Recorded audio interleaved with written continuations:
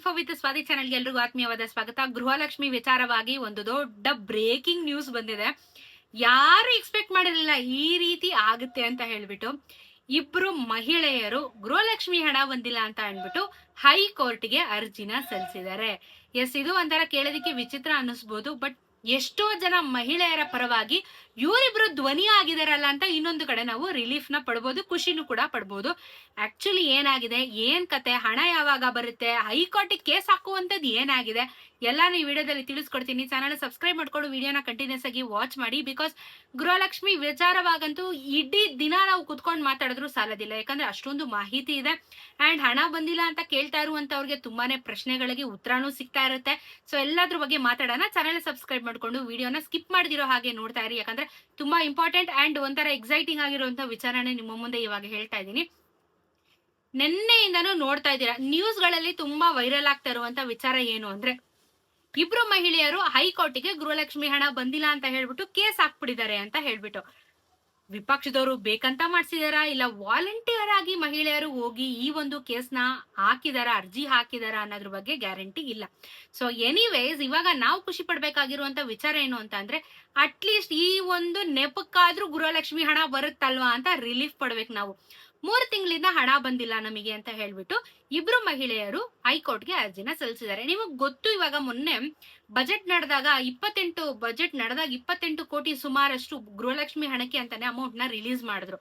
Amount release ಮಾಡಿದ್ಮೇಲೆ correct ಸಮಯಕ್ಕೆ ಹಣನ ಜಮಾ ಮಾಡ್ತಾ ಇಲ್ಲ. ಅಂಡ್ ಲಕ್ಷ್ಮೀ ಹೆಬ್ಬಾಳ್ಕರ್ ಅವರು ನಿನ್ನೆ ಮೊನ್ನೆಯಿಂದನೂ ಅದು ಕೂಡ ವೈರಲ್ ಆಗಿರುವಂತದ್ದು, ಲೈವ್ ಅಲ್ಲಿ ಕೂತ್ಕೊಂಡು ಮಾತಾಡಿದಾರೆ ಒಂದು ನ್ಯೂಸ್ ಚಾನೆಲ್ ಅಲ್ಲಿ.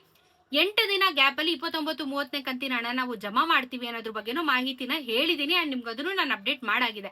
ಸೊ 8 ದಿನ ಗ್ಯಾಪ್ ಅಲ್ಲಿ ಕೊಡ್ತೀವಿ ಅಂತ ಹೇಳಿದ್ರು. ಅಂದ್ರೆ ಸುಮಾರು ಈ ತಿಂಗಳು ನಿಮ್ಗೆ ಫುಲ್ ತಗೊಂತಾರೆ ಟೈಮ್ ನ ಅವ್ರು 29-30ನ ರಿಲೀಸ್ ಮಾಡೋದಕ್ಕೆ. ಈ ತಿಂಗಳು ಪೂರ್ತಿ ಬೇಕಾಗುತ್ತೆ. ನಾವು ಆಲ್ರೆಡಿ 20ನೇ ತಾರೀಕು ದಾಟ್ ಆಯ್ತು, ಇನ್ನೊಂದು 10-9-8 ದಿನದೊಳಗಡೆ ಈ ತಿಂಗಳೇ ಮುಗ್ದೋಗ್ಬಿಡುತ್ತೆ ನಮ್ಗೆ, ಮೇ ತಿಂಗಳು. ಇಷ್ಟೊಳಗಡೆ ಇದನ್ನೆಲ್ಲ ಸಾರ್ಟ್ ಔಟ್ ಮಾಡ್ಬೇಕಲ್ಲ ಅಂತ ಪ್ರಶ್ನೆಗಳನ್ನ ಮಾಡಿದಾಗ, ಇನ್ 8 ದಿನದ ಗ್ಯಾಪ್ ಅಲ್ಲಿ ನಾವ್ ಎರಡೂ ಕ್ಲಿಯರ್ ಮಾಡ್ತೀವಿ ಅಂತಂದ್ರು. ಆದ್ರೆ ಇಬ್ರು ಮಹಿಳೆಯರು ಕೋರ್ಟ್ಗೆ ಹೋಗಿ ಈಗ ಅರ್ಜಿನ ಸಲ್ಲಿಸಿದ್ದಾರೆ. ಅಂಡ್ ಈಗ ಬರೀ ಅರ್ಜಿ ಸಲ್ಲಿಸಿರೋದಲ್ಲ, ಇವ್ರ ಮೇಲೆ ಇದಾಕಿರೋದು ಮಾತ್ರ ಅಲ್ಲ, ಆಲ್ರೆಡಿ ನೋಟಿಸು ಮಕ್ಕಳ ಮತ್ತು ಮಹಿಳಾ ಇಲಾಖೆಗೂ ಹೋಗ್ಬಿಟ್ಟಿದೆ. ಸೊ ತುಂಬಾ ಸ್ಟ್ರಾಂಗ್ ಆಗಿ ಹಾಕಿದ್ದಾರೆ, ದುಡ್ಡು ಬರ್ತಾ ಇಲ್ಲ ಗ್ಯಾರಂಟಿ ಯೋಜನೆಯಲ್ಲಿ ಅಂತ ಹೇಳ್ಬಿಟ್ಟು. ಇದಕ್ಕೆ ಇವಾಗ ಈ ಮಕ್ಕಳ ಮತ್ತು ಮಹಿಳಾ ಇಲಾಖೆಯಿಂದ ಏನು ರೆಸ್ಪಾಂಡ್ ಬರುತ್ತೆ ಅನ್ನೋದ್ರ ಬಗ್ಗೆ ನಾವೆಲ್ಲರೂ ವೇಟ್ ಮಾಡ್ತಾ ಇದೀವಿ. ಇಷ್ಟೊಂದು ಫಂಡ್ ನ ತಗೊಂಡಿದಾರಲ್ಲ, ಇವಾಗ ಗೌರ್ಮೆಂಟ್ ಅವ್ರಿಗೆ ಪ್ರಶ್ನೆ ಮಾಡುತ್ತೆ. ಅಂದ್ರೆ ಇವಾಗ ಕೋರ್ಟ್ ಮುಖಾಂತರ ಹೋಗಿರೋ ಕಾರಣ ಅಲ್ಲಿರೋರು ಇವ್ರಿಗೆ ಪ್ರಶ್ನೆ ಮಾಡ್ತಾರೆ, ಇಷ್ಟು ಕೋಟಿ ರಿಲೀಸ್ ಮಾಡ್ತಾ ಇದೀರಲ್ಲ, ಏನ್ ಮಾಡ್ತಾ ಇದ್ದೀರಾ ನೀವು ಅಂತ ಹೇಳಿ ಲೆಕ್ಕ ಕೇಳಿದಾಗ ಬಹುಶಃ ನಮ್ಗೆ ಹಳೇದು ಏನು ಫೆಬ್ರವರಿ-ಮಾರ್ಚ್ ಪೆಂಡಿಂಗ್ ಇದೆ ಆ ಅಮೌಂಟ್ ರಿಲೀಸ್ ಆಗುವಂತ ಚಾನ್ಸಸ್ ಇರುತ್ತೆ. ಇದು ಏನೋ ಒಟ್ನಲ್ಲಿ ಒಳ್ಳೇದಾಗ್ಲಿ, ಗೃಹಲಕ್ಷ್ಮಿ ಹಣ ಬರ್ಲಿ. ಕೇಸ್ ಅಂತೂ ಹಾಕಿದ್ದಾರೆ ಯಾರು ಇಬ್ರು ಮಹಿಳೆಯರು, ವಿಪಕ್ಷದವರು ಮಾಡ್ಸಿರೋ ಚಾನ್ಸಸ್ ಇರುತ್ತೆ.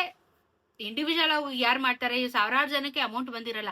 ಕಮೆಂಟ್ ಅಲ್ಲಿ ಹೇಳ್ತಿರಲ್ಲ, ಅದಾದ್ರೂ ನ್ಯೂಸ್ ಗಳ ಮುಂದೆ ಬರ್ತೀರಾ. ಬಟ್ ಕೋರ್ಟ್ ಹೋಗ್ಬೇಕು ಅಂತ ಅಂದ್ರೆ ಸ್ವಲ್ಪ ಸ್ಟ್ರಾಂಗ್ ಆಗಿರುವಂತ ಎವಿಡೆನ್ಸ್ ಬೇಕಾಗುತ್ತೆ. ಬಹುಶಃ ಮಾಡ್ಸಿರ್ಬೋದು, ಯಾರಾದ್ರೂ ಮಾಡ್ಸಿರ್ಲಿ. ಅಷ್ಟು ಧೈರ್ಯ ಮಾಡಿ ಕೋರ್ಟ್ ಮೆಟ್ಲಿಗೆ ಹತ್ತಿದಾರಲ್ಲ ಗೃಹಲಕ್ಷ್ಮಿ ಹಣ ಬರ್ತಾ ಇಲ್ಲ ಅಂತ. ಇದೇ ರೀತಿ ನೀವ್ ಯಾಕೆ ಅನ್ನಭಾಗ್ಯ ಯೋಜನೆಗೂ ಕೋರ್ಟ್ ಮೆಟ್ಲು ಹತ್ತಬಾರದು ಅನ್ನೋದು ನನ್ನ ಪ್ರಶ್ನೆ. 2 ತಿಂಗಳು ಹಣ ಬಂದಿಲ್ಲ, ಆಲ್ಮೋಸ್ಟ್ ವರ್ಷ ಆಗ್ತಾ ಬಂತು, 2 ತಿಂಗಳು ಹಣನೇ ಕೊಡ್ಲಿಲ್ಲ ನಿಮ್ಗೆ. ಅದನ್ನು ನೀವು ಪ್ರಶ್ನೆ ಮಾಡ್ಬೋದಲ್ವಾ? ಎಲ್ಲರೂ ಸೇರ್ಕೊಂಡು ಪ್ರಶ್ನೆ ಯಾಕೆ ಮಾಡೋದಿಲ್ಲ ನಾವುಗಳು? ಸೊ ಇಲ್ಲೇನಾಗುತ್ತೆ, ಪ್ರಶ್ನೆ ಮಾಡಿಲ್ಲ ಅಂತಂದ್ರೆ ಇವ್ರುಗಳು ಇದನ್ನ ಮುಂದುವರ್ಸ್ಕೊಂತ ಹೋಗ್ತಾರೆ, ಅಮೌಂಟ್ ಬರ್ದಿರೋ ಹಾಗೆ ಆಗ್ಬಿಡುತ್ತೆ. ಸೊ ಪ್ರಶ್ನೆ ಮಾಡೋಣ, ಅಟ್ಲೀಸ್ಟ್ ನೋಡೋಣ ಏನ್ ಉತ್ತರ ಸಿಗುತ್ತೆ ಅಂತ. ಈ ಗೃಹಲಕ್ಷ್ಮಿದಂತೂ ಹಾಕಿದಾರೆ ಹೈಕೋರ್ಟ್ಗೆ, ಏನ್ ರೆಸ್ಪಾಂಡ್ ಬರುತ್ತೆ ಅಂತ ಕಾದ್ ನೋಡ್ಬೇಕು. ಈ ಒಂದು ಇದಕ್ಕಾದ್ರೂ ಅಟ್ಲೀಸ್ಟ್ ಏನೋ ಪ್ರಶ್ನೆ ಮಾಡ್ತಾ ಇದಾರಲ್ಲ ಅಂತ ಹೇಳಿ ಅಮೌಂಟ್ ಆದ್ರೂ ಹಾಕಿದ್ರೆ ಅಟ್ಲೀಸ್ಟ್ ಜನಕ್ಕೆ ಸ್ವಲ್ಪ ಹೆಲ್ಪ್ ಆಗುತ್ತೆ. ಇದರಿಂದ ಹೇಳ್ತಾರೆ ನಾವೇ ಕೊಡ್ತಾ ಇರೋದು, ಮೊದಲು ಕರ್ನಾಟಕದಲ್ಲಿ ಇದರಿಂದ ಎಷ್ಟೊಂದ್ ಜನ ಹೆಲ್ತ್ ಇಶ್ಯೂ ಯೂಸ್ ಮಾಡಿದ್ದಾರೆ, ಸ್ಕೂಲ್ ಫೀಸ್ ಗಳಿಗೆ ಯೂಸ್ ಮಾಡಿ. ಆಯ್ತು, ಎಲ್ಲಾ ಮಾಡ್ತಾ ಇದಾರೆ, ದೇವಸ್ಥಾನನೂ ಕಟ್ಟಿಸಿದ್ರು ಅಂತ ಮೊನ್ನೆ ಸ್ಟೇಟ್ಮೆಂಟ್ ನ ಕೊಟ್ರು. ಎಲ್ಲ ಮಾಡ್ಲಿ, ಕರೆಕ್ಟ್ ಆಗಿ ಹಣ ಕೊಡಿ. ಇನ್ನ 4 ತಿಂಗಳ ಹಣ ನಿಮ್ಮ ಹತ್ರ ಪೆಂಡಿಂಗ್ ಇದೆ. ಹೋದ್ ವರ್ಷದ 2 ತಿಂಗಳದು ಮತ್ತೆ ಇವಾಗ ಬರ್ಬೇಕಾಗಿರೋ 29-30, ಇನ್ನೇನ್ ಮೇ ಕಳೀತಾವಂತ ಇದು ಲೆಕ್ಕ ಹಾಕಿದ್ರೆ 5 ತಿಂಗಳು ಹಣ ನಿಮ್ಮ ಹತ್ರ ಪೆಂಡಿಂಗ್ ಉಡ್ಕೊಳ್ಳುತ್ತೆ. ಸೊ ಇದನ್ನೆಲ್ಲ ಕ್ಲಿಯರ್ ಮಾಡೋವರೆಗೂ ನಮ್ ಜನ ನಿಮ್ಮನ್ನ ಬಿಡೋದಿಲ್ಲ. ಅವ್ರ ವಿಪಕ್ಷದವರಾಗಿರ್ಲಿ, ಕಾಮನ್ ಪೀಪಲ್ ಆಗಿರ್ಲಿ, ಇವಾಗ ಕೇಸ್ನ ಹಾಕಿದಾರೆ. ಇದಕ್ಕೆ ಇವಾಗ ಗೌರ್ಮೆಂಟ್ ಕಡೆಯಿಂದ ಏನ್ ಉತ್ತರ ಬರುತ್ತೆ ಅನ್ನೋದ್ರ ಬಗ್ಗೆ ನಾವುಗಳು ಕಾದಿ ನೋಡ್ಬೇಕಾಗತ್ತೆ. ಬಿಕಾಸ್ ಇವಾಗಿನ್ನು ಹೋಗಿರುವಂತದ ಅರ್ಜಿ ಅದು. ಸೊ ಗೌರ್ಮೆಂಟ್ ಇಷ್ಟು ಸರ್ಟನ್ ಟೈಮ್ ಅಂತ ತಗೊಳತ್ತೆ ಅದಕ್ಕೆ ರೆಸ್ಪಾಂಡ್ ಮಾಡೋದಕ್ಕೆ, ಅಥವಾ ಮೀಡಿಯಾಗಳ ಮುಂದೆ ಏನ್ ರೆಸ್ಪಾಂಡ್ ಮಾಡ್ತಾರೆ ಅದ್ರ ಬಗ್ಗೆನೂ ನಾವು ಕಾದ್ ನೋಡ್ಬೇಕು. ಬರುತ್ತೆ ದುಡ್ಡು, ಎಲ್ಲೂ ಹೋಗಲ್ಲ, ಬಟ್ ತುಂಬಾ ಡಿಲೇ ಆಗ್ತಾ ಇದೆ. ಈ ಡಿಲೇಗೆ ಇವ್ರು ಇವಾಗ ಉತ್ತರ ಕೊಡ್ಬೇಕು. ನೋಡೋಣ ಏನ್ ಉತ್ತರ ಕೊಡ್ತಾರೆ, ಏನ್ ಅಪ್ಡೇಟ್ ಕೊಡ್ತಾರೆ. ನಾನು ಎವ್ರಿ ಡೇ ನಿಮಗೆ ವಿಡಿಯೋ ಮಾಡಿ ತಿಳಿಸ್ಕೊಡ್ತಾ ಇರ್ತೀನಿ. ಈ ಒಂದು ಕೇಸ್ ಹಾಕಿರೋದು ನಿಮ್ಮ ಪ್ರಕಾರ ಒಳ್ಳೇದಾ ಕೆಟ್ಟದ ಅದನ್ನ ಕಮೆಂಟ್ ಅಲ್ಲಿ ತಿಳಿಸಿ. ಗೃಹಲಕ್ಷ್ಮಿ ಹಣ ಬಂದಿಲ್ಲ ಅಂತ ಗೊತ್ತು, ಬರುತ್ತೆ. ಅದು ಬಿಟ್ಟು ಈ ಕೇಸಿನ ವಿಚಾರವಾಗಿ ನೀವು ಕಮೆಂಟ್ ಅಲ್ಲಿ ಏನು ಅನ್ನೋದನ್ನ ನಿಮ್ಮ ಅನಿಸಿಕೆನ ತಿಳಿಸಿ. ಅನ್ನಭಾಗ್ಯ ಯೋಜನೆಗೂ ಏನ್ ಸ್ಟ್ರಿಕ್ಟ್ ಆಕ್ಷನ್ ತಗೋಬಹುದು, ಅದಕ್ಕೆ ಏನಾದ್ರೂ ನಿಮ್ಮ ಹತ್ರ ಐಡಿಯಾಸ್ ಇದೆಯಾ ಅದನ್ನು ತಿಳಿಸಿ. ನೋಡೋಣ, ಎಲ್ಲರೂ ಧ್ವನಿ ಆಗೋಣ, ವಾಯ್ಸ್ ಆಗೋಣ, ಅವಾಗ ಅಟ್ಲೀಸ್ಟ್ ಹಣ ಆದ್ರೂ ಬರುತ್ತೆ ನಮ್ಮ ಖಾತೆಗಳಿಗೆ. ಸರಿನಾ? ಸದ್ಯಕ್ಕೆ ಗೃಹಲಕ್ಷ್ಮಿದು ಒಂದು ಹೊಸ ಅಪ್ಡೇಟ್ ಬಂದಿದೆ. ನೋಡೋಣ ಅಪ್ಡೇಟ್ ಅಲ್ಲಿಂದ ಉತ್ತರ ಬಂದಿದ ತಕ್ಷಣ ಏನಾಯ್ತು ಅಂತ ನಿಮಗೆ ನಾನು ತಿಳಿಸ್ಕೊಡ್ತೀನಿ ವಿಡಿಯೋ ಮಾಡಿ. ಚಾನೆಲ್ನ ಸಬ್ಸ್ಕ್ರೈಬ್ ಮಾಡ್ಕೊಳ್ಳಿ. ಸಿಗೋಣ ಇನ್ನೊಂದಷ್ಟು ವಿಡಿಯೋ ಅಲ್ಲಿ.